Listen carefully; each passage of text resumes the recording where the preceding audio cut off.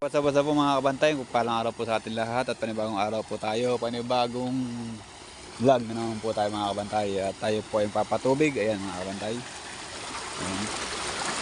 Ang oras po natin mga kabantay ay alas 2 na, mahigit, 2:30 na mahigit. So nag-upisa po tayo magbukas ng patubig ay alas 11. Ayan.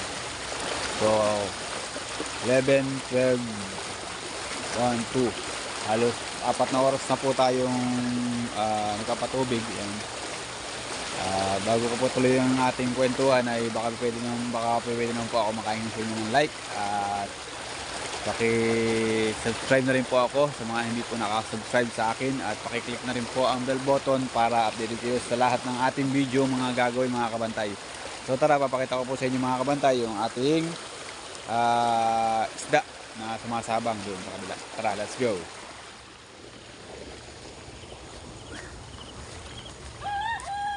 Ayan, tumilawak na ang ating manok. Alam, sabi niya ay madaling araw na. Ayan. So ito yung ating aso. Ayan.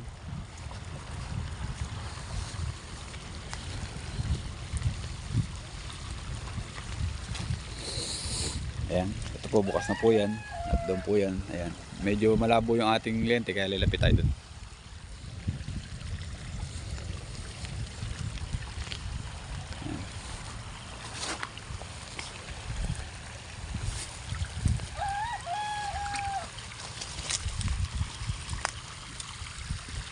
Hopya.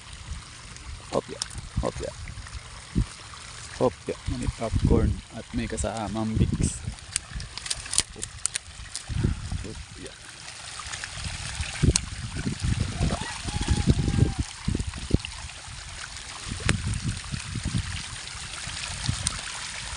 Ayan po yung ating bangos. Ayan. Ating mga bangos. Medyo yung ating ang ating ano ay hindi na ganun kalakas ang sinag ng ating ayan.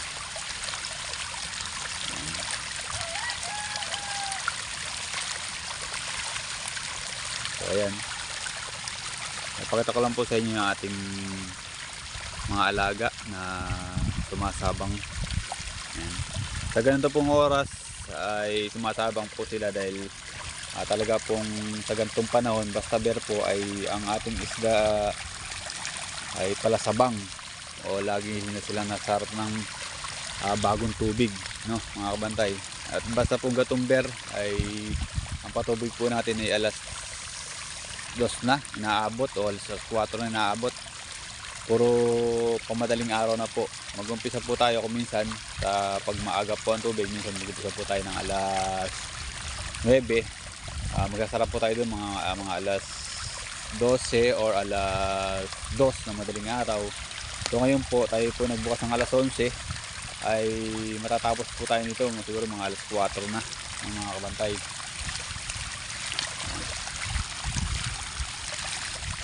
Kaya sa ganito pong klaseng trabaho ay talaga pong kasama sa trabaho natin mapuyat. Ayan. At ito po, kaya po yan na may harang para hindi po makawala isda natin kung sakasakali ay merong harang dito at meron pa tayong lumpot dun. Hindi kumalat yung ating isda. At kung mabutas man ho dito, kung mabutas man ho yan, andito lang po siya sa area na yan. Yung area lang po ng may sirkulo na to mga kabantay.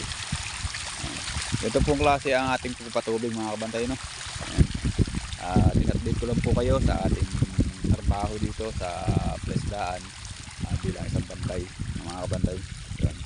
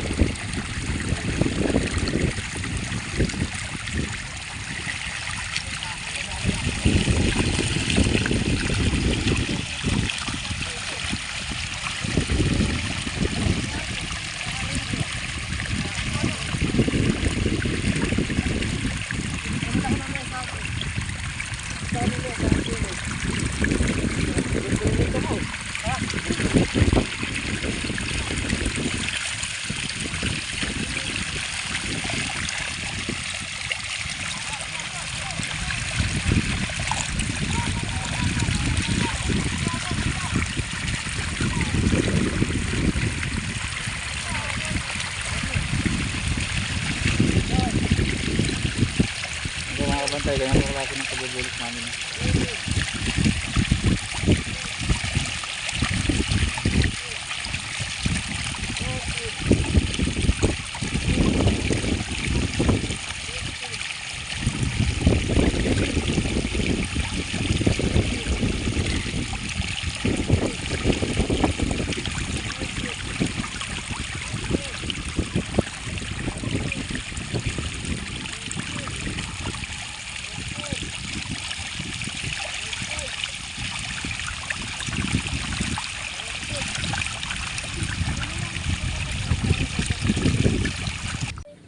So ayan mga kabantay, umaga na.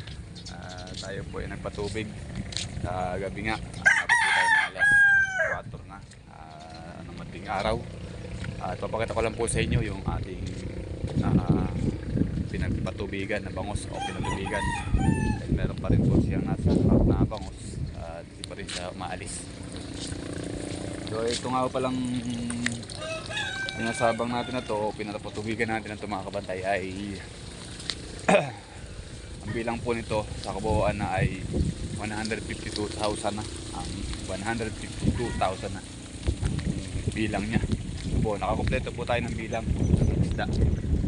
So ito po ay sa mula sa pagka fingerlings ay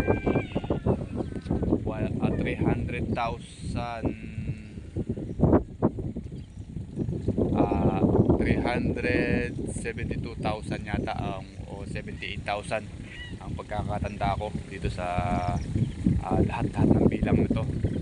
So nakakuha po tayo ng dalawang parada. Ibig sabihin po ng dalawang parada ay dalawang lagay tayo na nakakuha. Bali yung pong 300,000 mahigit ay